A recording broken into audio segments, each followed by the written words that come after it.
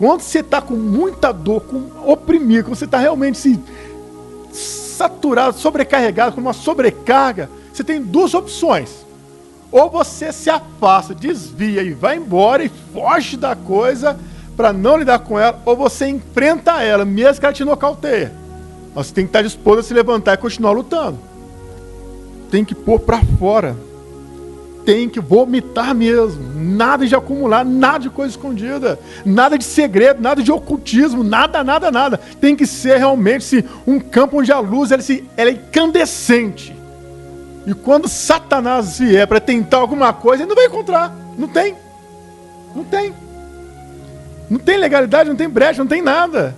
Não é que a gente é perfeito, não, mas a coerência da nossa postura para que exatamente isso, o maligno, não encontre legalidade nenhuma para apontar. E quando ele não consegue te atingir pelo padrão de vida que você tem com o Pai, ele vai tentar atingir aqueles que você ama, mas para de alguma forma tentar te afetar. Quando essas coisas acontecem, você sabe que você não tem controle sobre o comportamento dos outros, aí, meu amigo, vou escrever isso aqui, vou relatar, e está aqui, ó, na porta do guarda-roupa. Toda vez que vai orar, Pai, está aqui, ó. Isso aqui é emergência, isso aqui é urgência, isso aqui pode esperar. Essa aqui é fita vermelha, essa aqui é fita amarela, essa aqui é fita verde. Mas tem que acontecer alguma coisa.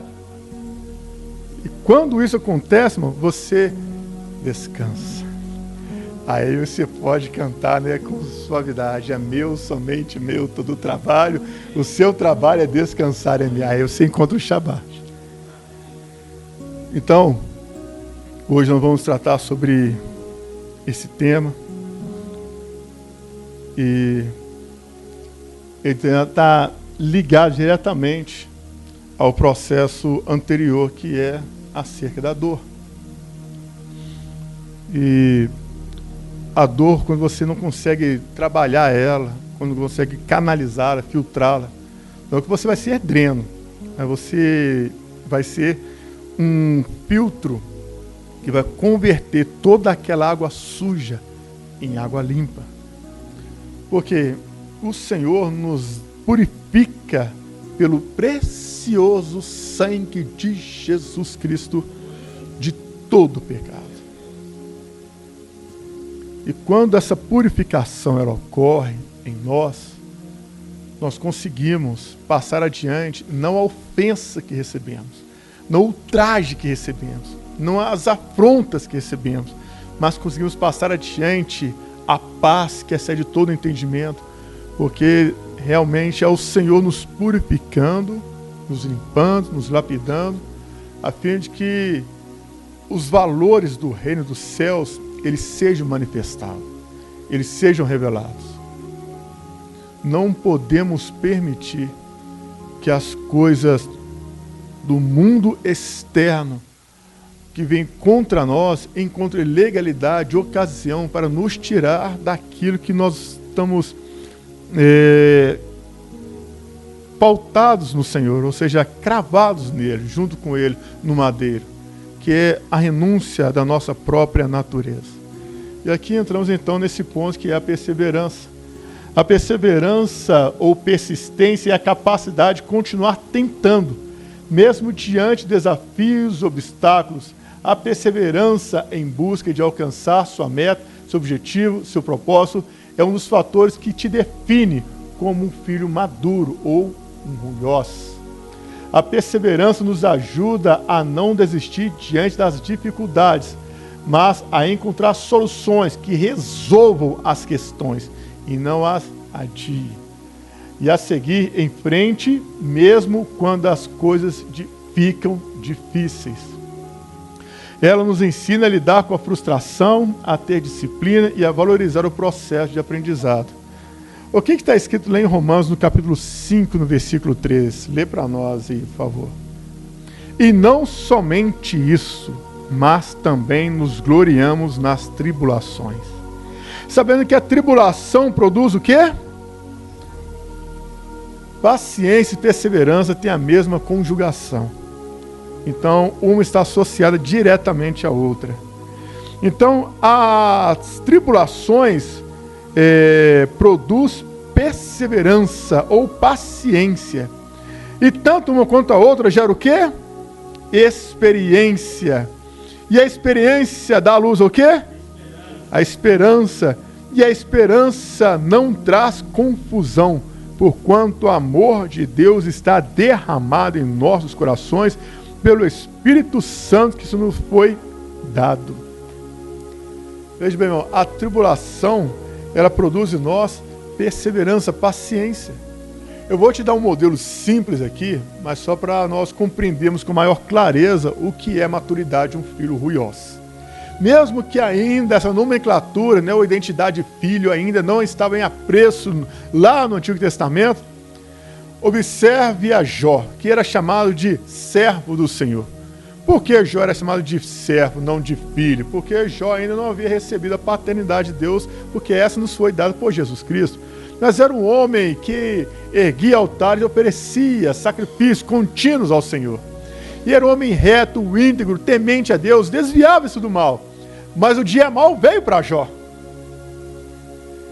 E diante de tudo que Jó vivenciou, as dores que ele passou e tudo que ele sofreu, ele permaneceu firme nas suas convicções.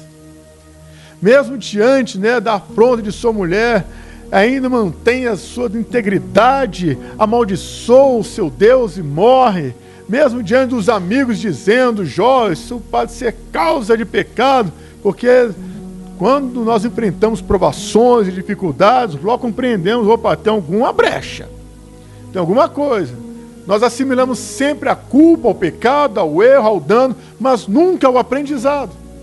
Porque da nossa natureza compreendemos que a dor é consequência de um mal. É brecha que um mal encontrou para poder fazer ali, começar a inserir as suas raízes, as suas sementes malignas. Mas aqui o Senhor estava permitindo acontecer para quê? Para que realmente a identidade dele fosse revelada. Imagina, um homem que suportou tanta coisa, manteve-o íntegro. E é interessante, se não me falha a memória, no capítulo 19, no versículo 27, onde ele diz, eu sei que o meu Redentor vive e que por fim se levantará sobre a terra e ainda consumida a minha carne, os meus olhos verão a Deus. A convicção dele era tão ferrenha, tão aguda, tão assídua, que ele estava ciente que o que ele estava passando não iria comprometer a sua integridade e os seus valores. Isso é perseverança na crença, perseverança em valores. Isso é paciência na tribulação, paciência em lidar com a dor. Quando essas coisas ocorrem, elas acontecem, nós precisamos de discernir o que o Pai está nos ensinando. Qual foi o momento que você se posicionou diante dele e disse, Pai, abra os meus olhos para que eu veja o que está acontecendo à minha volta, o que está acontecendo aqui, onde está a brecha, onde está a legalidade, onde está a permissão que o maligno tem encontrado para fazer o que ele está fazendo, ou tudo isso é permissão do Senhor para um proveito maior na minha vida, para que eu cresça, amadureça, me torne uma pessoa melhor. Alguma coisa está acontecendo, não é pelo acaso, é pelo propósito. E quando você consegue discernir que essas coisas vêm pelo propósito, você se posiciona, não se afasta. Permite que o Pai te dê destino. E Ele ensina, Ele instrua. Muitas pessoas, em meio a circunstâncias diversas, né, em meio às adversidades, elas preferem recuar. Preferem banar o lenço de trégua, de redenção, mas estão se rendendo ao inimigo. Não estão se rendendo à cruz. Imagina se Jesus, diante daquele cenário do Getsemane, ele alçasse a bandeira branca para Satanás e disse, olha, eu não estou disposto a passar por isso não, sei que meu pai quer que eu faça, mas eu não estou preparado para lidar com cruz não. E ele começasse a alçar a bandeira branca de redenção. Como ruioso de excelência, ele foi até o fim. Ele suportou o que nós não suportaríamos. Ele sofreu o que nós não sofremos. Ele se entregou de tal maneira que acredito eu que nós não teríamos estrutura para nos entregar. mas é porque Ele nos deu exemplo, Ele nos deu modelo. Ele foi tão íntegro, tão reto, tão fiel, tão focado no propósito, no chamado, na missão dele, que ele disse: Pai, se não é possível passar este cálice de mim sem que eu beba, seja feita a sua vontade. E ele se entregou. Ele nos deu o exemplo. Ele disse isso aos seus discípulos: eu vos dei o exemplo para que assim como eu fiz, façais vós também. Quando foi lá os filhos do trovão, João, né, o Joãozinho, né, que nós lemos a casa de João, nossa, João é tão amável, filhinhos, vos chamo, né, meus amados. Aí eles dizem ao filho do trovão: Senhor, eles estão expulsando demônios em teu nome, quer que a gente peça que desça um raio sobre eles? Aquele que vos chama de filhinhos é aquele que diz: Senhor, manda fogo e consome esse povo. Acho que ele se viu no espelho, ele é a virtude de Elias. Falou: manda fogo e consome todo mundo. O filho do trovão disse: olha, Senhor, deixe os meus dois filhos, o Joãozinho e Andrezinho, se assentarem, né, um à sua direita e à sua esquerda, no seu reino. Você não sabe o que você está pedindo. Aí os outros lá, tudo olhando. Falei: o que esses caras estão pensando que são, gente? Joãozinho e Andrezinho? Ou Joãozão e o Andrezão? O que eles estão fazendo aí? Querendo sentar um à sua direita, à sua esquerda? Vocês são melhor que nós? Aí Jesus volta para eles e diz: olha, vocês poderão beber do cálice que eu hei de beber? Ele diz: sim, nós podemos. Então, todo empolgado, né? Não imaginavam o que era o cálice. De repente eles pensavam: deve ser a ceia, né? Ele distribui o cálice ali da ceia para nós beber, nós vamos beber também. Aí Jesus vai trazer uma revelação para eles que eles não esperavam. Olha, vocês na verdade vão beber do cálice que eu hei de beber. Agora, assentar à minha direita e à minha esquerda é a quem o Pai estabelecer. Não tem como. Então você percebe que o Joãozinho, né, do amados filhinhos, vocês são filhos de Deus, disse, era aquele, o Joãozão, né, manda fogo, Senhor. Manda um raio, esse povo está achando que é quem? Pregando em seu nome, nós que somos seus apóstolos. Então, o que a conversão, né, ela faz? Ela realmente muda o coração, ela transforma realmente de dentro para fora. Temos o maior exemplo de todos e o melhor modelo de um ruiós que podemos citar nesse contexto: Jesus Cristo. Não tem melhor exemplo, não tem, Ele é.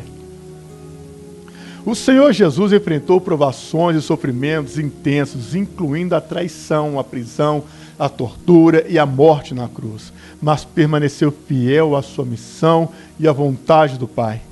O que melhor define um ruiós é a perseverança em permanecer submisso ao chamado, à paternidade de Deus e à sua palavra.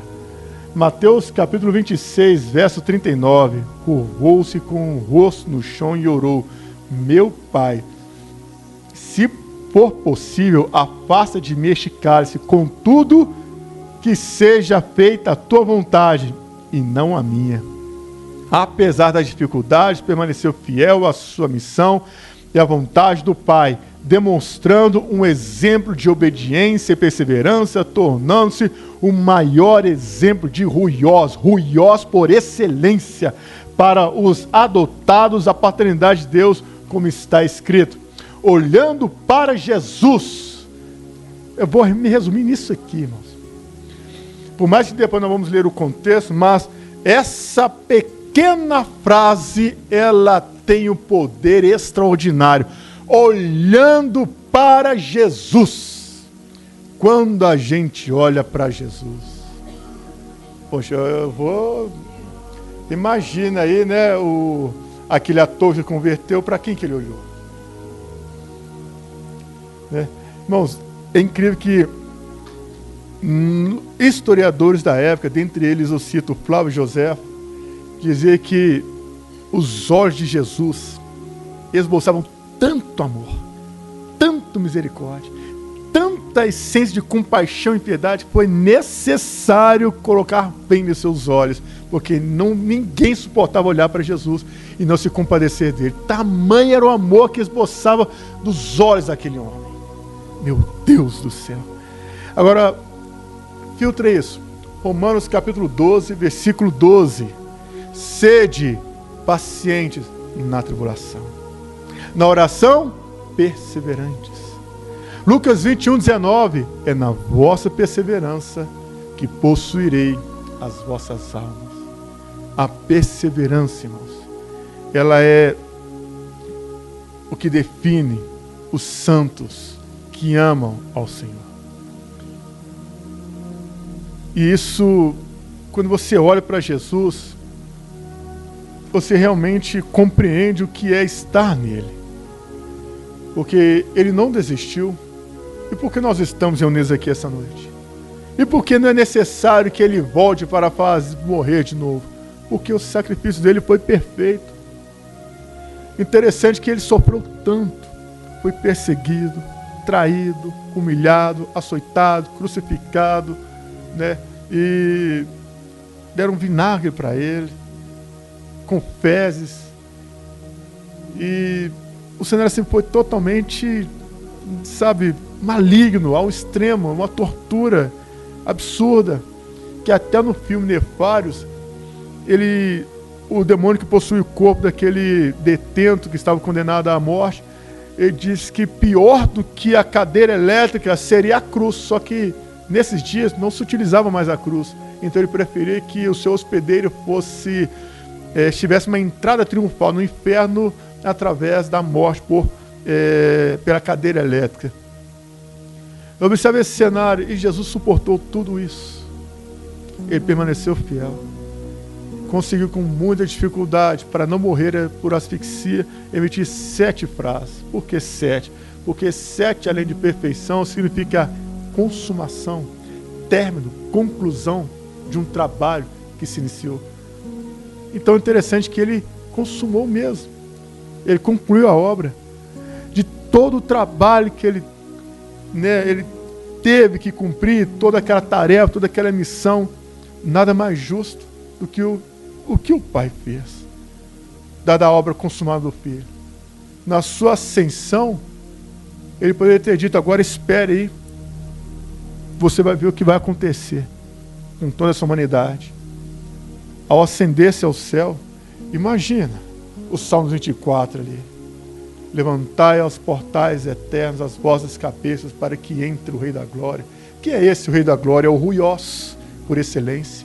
O filho que aprendeu a lidar com a dor, que amadureceu e perseverou no chamar, na vocação, na missão que o Pai lhe confiou. O único Filho de Deus encarnado, morto, ressuscitado e ascendido, agora está retornando de volta para casa.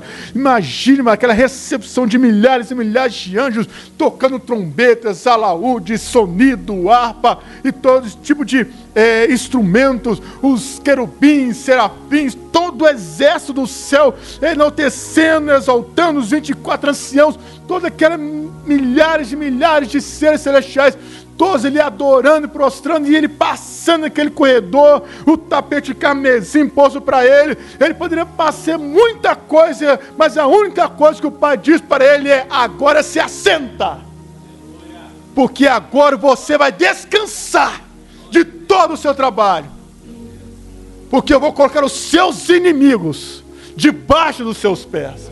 Meu Deus do céu!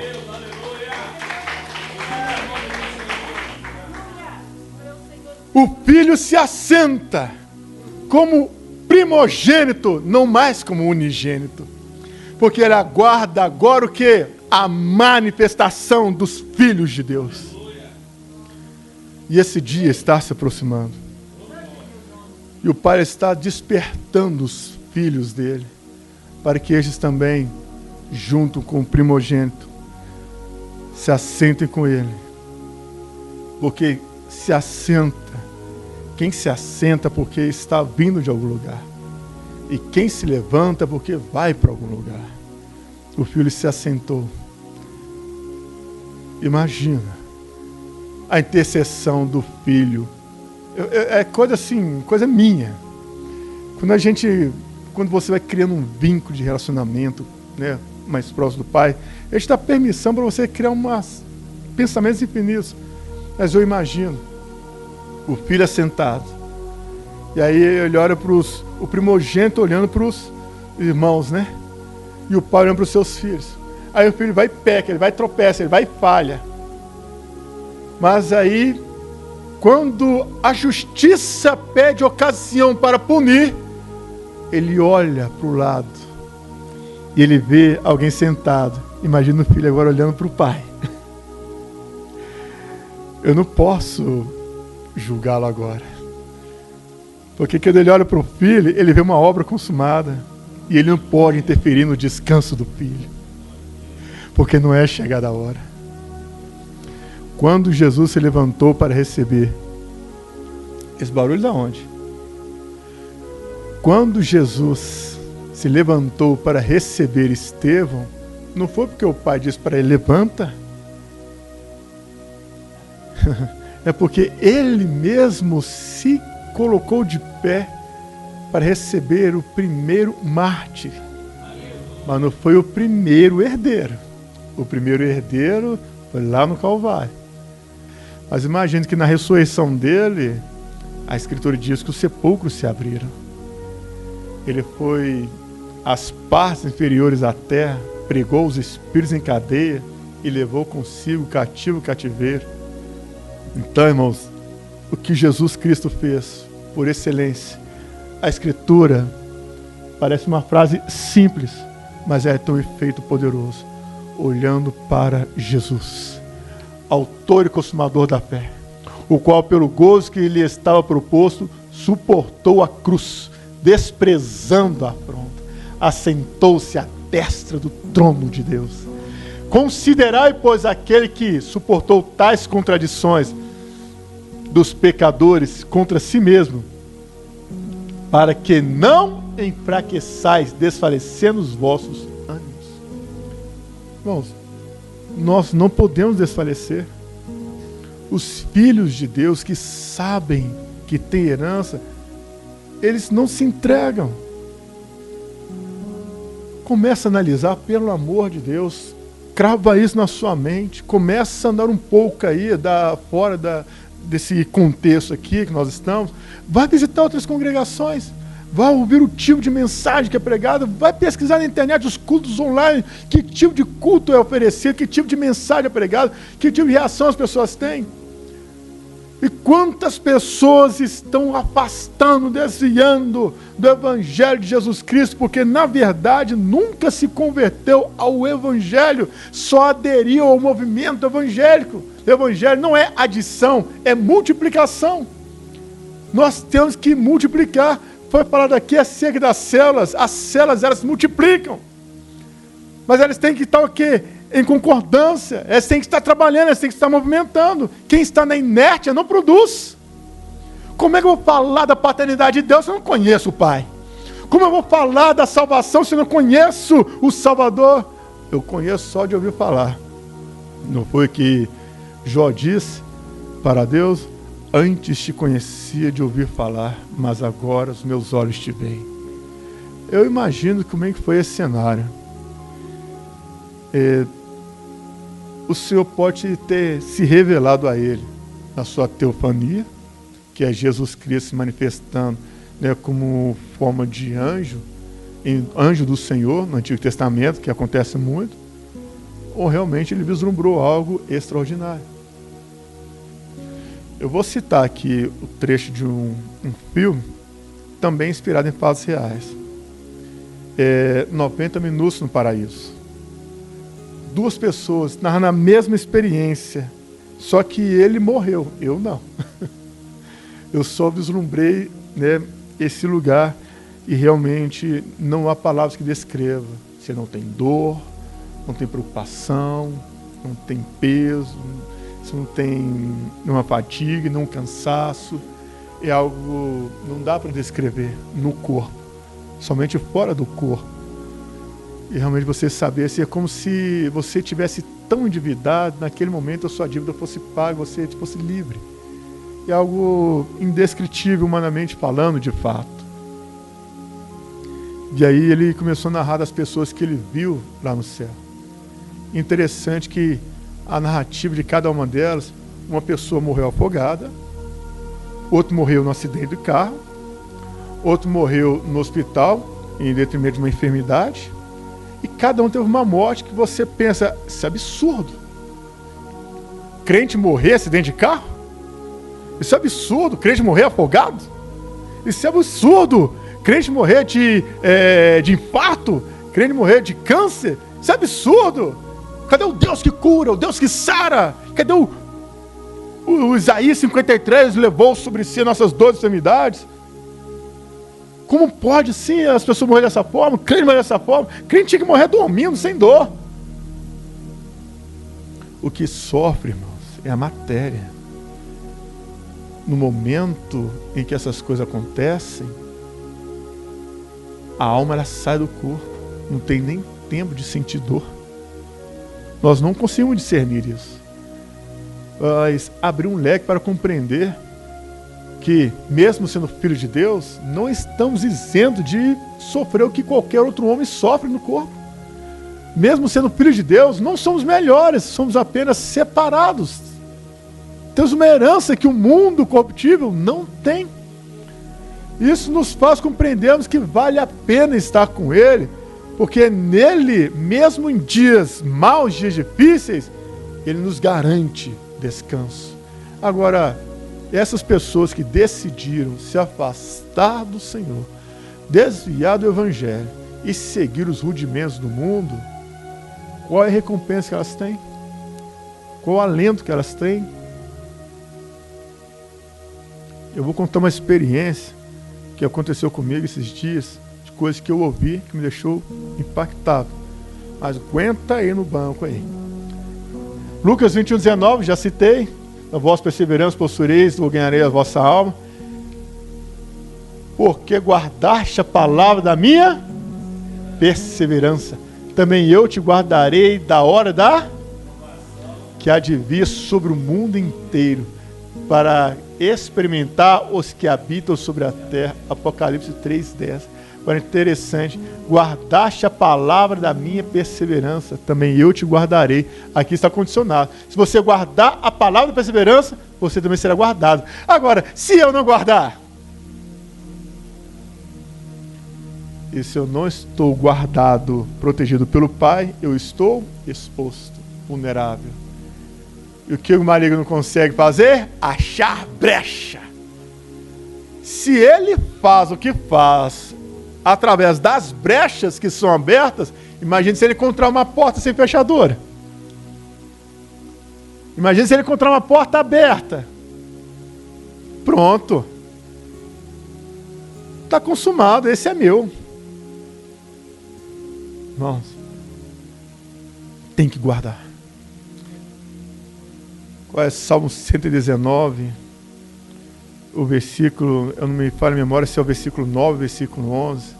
Ele diz: guardei a tua palavra no meu coração, para não pecar contra ti.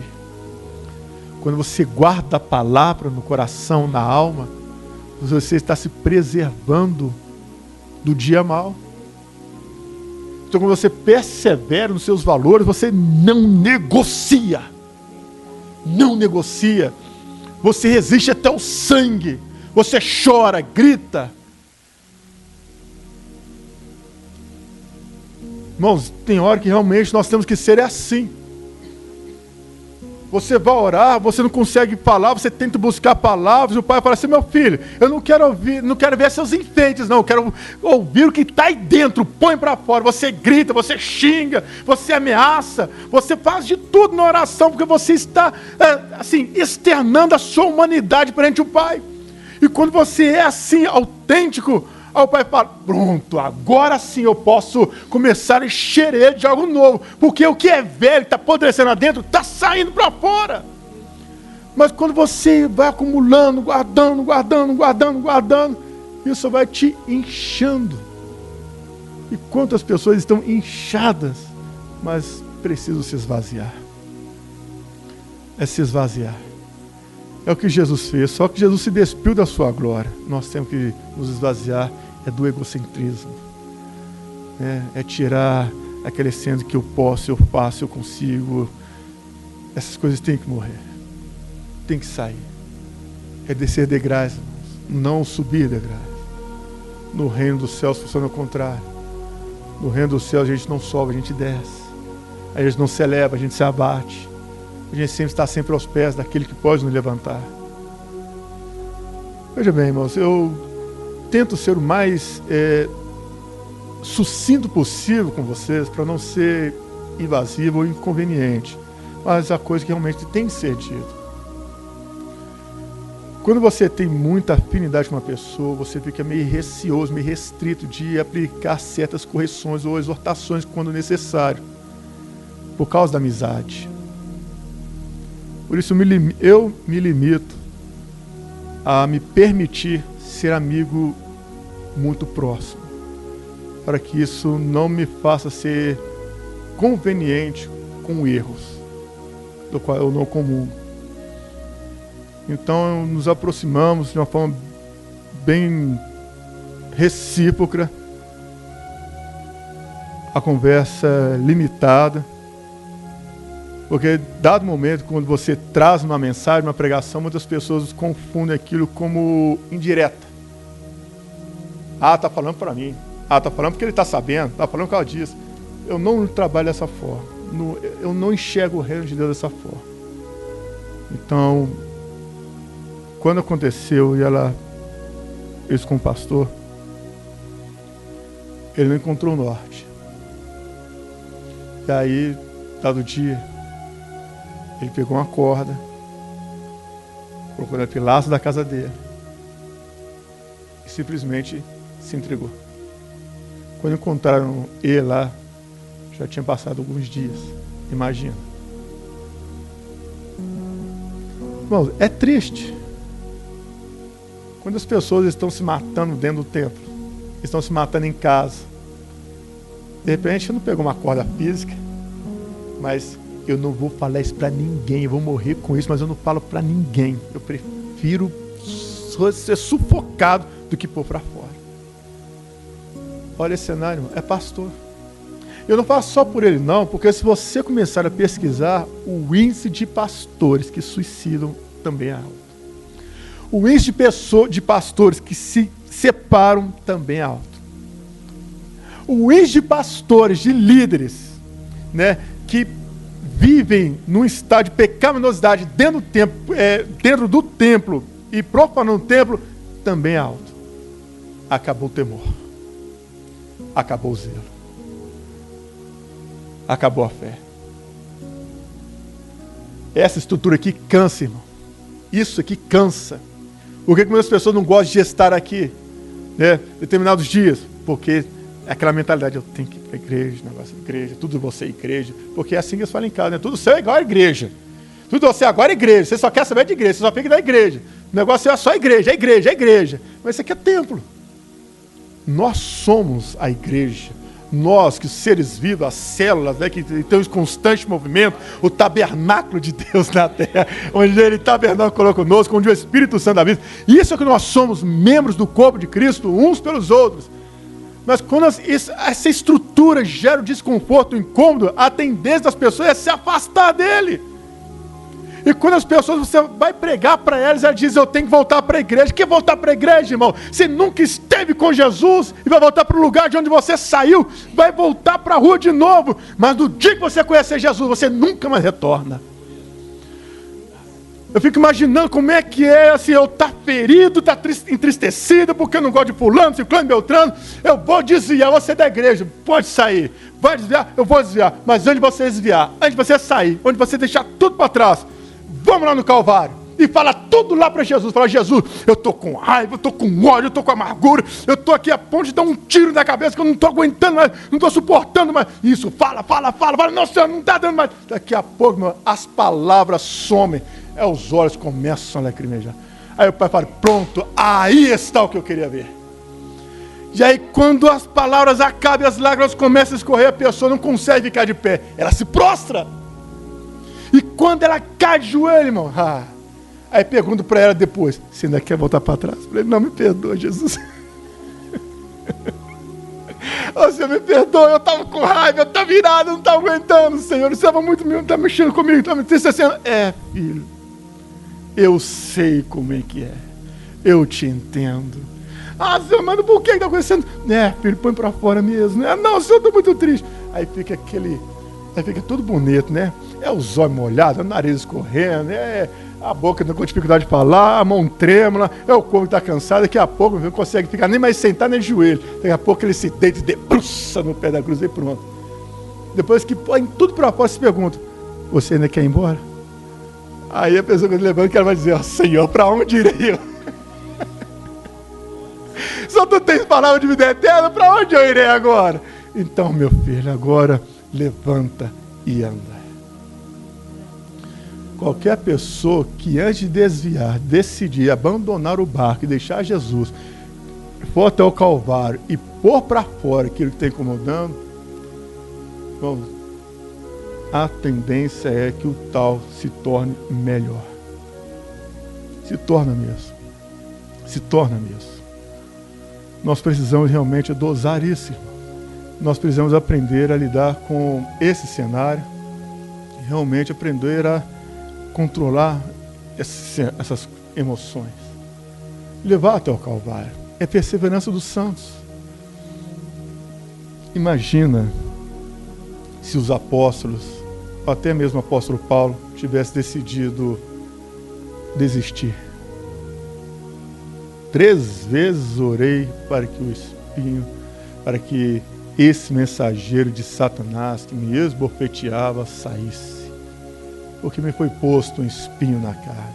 3 vezes eu orei. Imagina. Eu não consigo definir, né?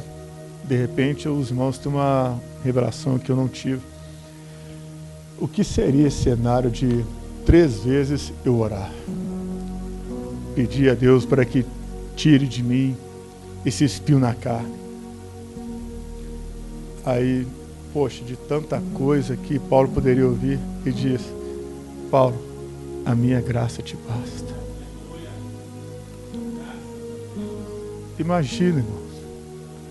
Poxa, eu fico imaginando, porque Paulo, você sabe que Paulo foi um homicida. Paulo torturou homens, mulheres, crianças. Alguns ele matou, outros ele encerrou na prisão.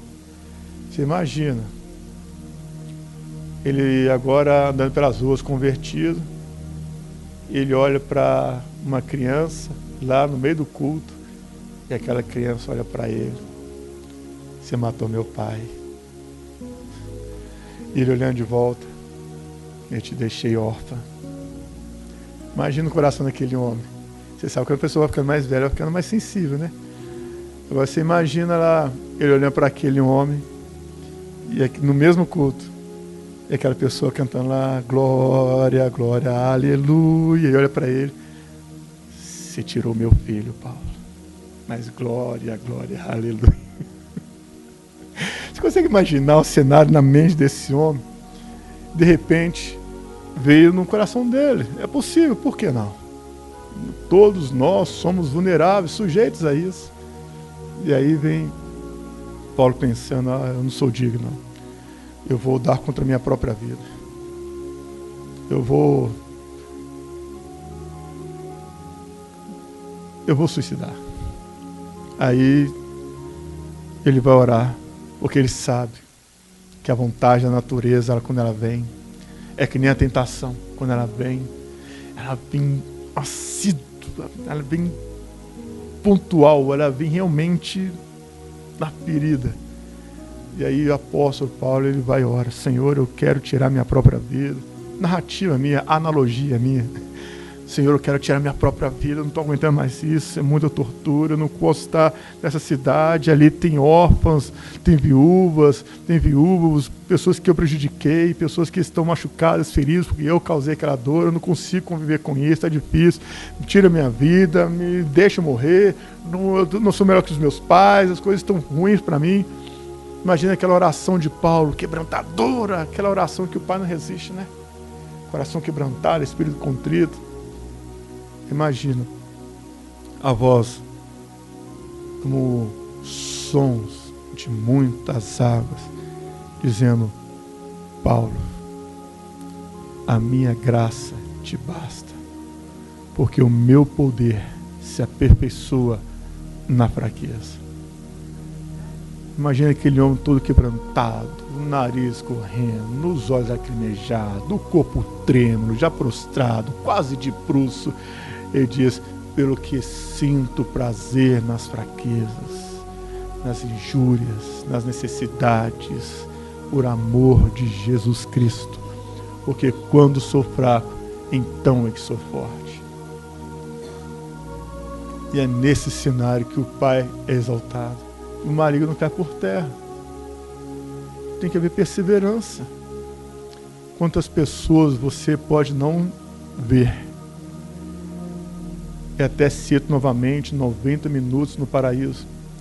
Esse homem, ele diz, a narrativa dele: quando eu estava lá no céu, eu vi pessoas que eu não conheci pessoalmente, mas foram pessoas que de uma forma ou de outra fizeram parte da minha vida. A mesma coisa lá no seu trabalho, lá, pastora Simone, onde as pessoas lá falam acerca do Abba Pai. Talvez você não vai vê-las, a próxima geração delas, não sabe o que cada um delas estão passando. As pessoas que são influenciadas no seu trabalho, pastor Everett, cada um no seu local de trabalho, pessoas são influenciadas, alegres, que nos seus clientes, pessoas que você convive, né, Eunice, cada um no seu ambiente. De repente você pode estar não sendo aquela pessoa, né, pregadora, espontânea, estonteante, mas a sua postura como filho de Deus influencia a vida de alguém. De repente você está influenciando milhões, não sabe, milhares de pessoas. Milhões chega a ser até absurdo, né? Mas imagina, você pode estar influenciando pessoas, dezenas, centenas de pessoas à sua volta, simplesmente porque você conhece aquele que te gerou. Você está aprendendo a amadurecer na fé e isso impacta diretamente pessoas que estão à sua volta. Eu quero encerrar com a gratidão, irmão. Eu sou grato ao Pai Celestial pelo que eu conquistei hoje. Eu não tenho muita coisa, na verdade eu não tenho nada. Mas o pouco que eu tenho, irmãos, é Ele. É Jesus. E o que Ele tem feito na minha casa, isso porque nós não negociamos valores. Nós completamos a frase um do outro, só de olhar já sabe que já tá pensando. Aí é aquela comunhão, aquela familiaridade. Então, irmãos, enquanto ainda estamos juntos, enquanto ainda estamos próximos, vamos fazer valer essa oportunidade, porque virão, irmãos, em que momentos como esse, eles não vão voltar, eles não tornarão a acontecer. E antes, né, de nos despedirmos aqui, porque a qualquer momento podemos ir embora, mas tenham consciência que o Evangelho, ele é isso, irmãos, é paternidade. Quando você começar a conviver com a paternidade de Deus, seu nível de revelação será outro. Você não consegue deixar, você não consegue abandonar, você não consegue recuar. Você só avança. A paternidade de Deus que nos foi dada por Jesus Cristo é algo assim tão sublime, é algo tão maravilhoso. E quando você está realmente próximo do Pai, você tem consolo, mesmo diante da dor. Mas tem que haver perseverança. Persevere, irmãos, persevere. E até que o Senhor venha, nós vamos dar continuidade a essa obra que Ele nos confiou. Coloque-se de pé. Nos laços do Calvário que nos unem em Cristo Jesus, nosso Senhor e vida eterna, paz seja convosco e viva o Senhor Jesus. Amém.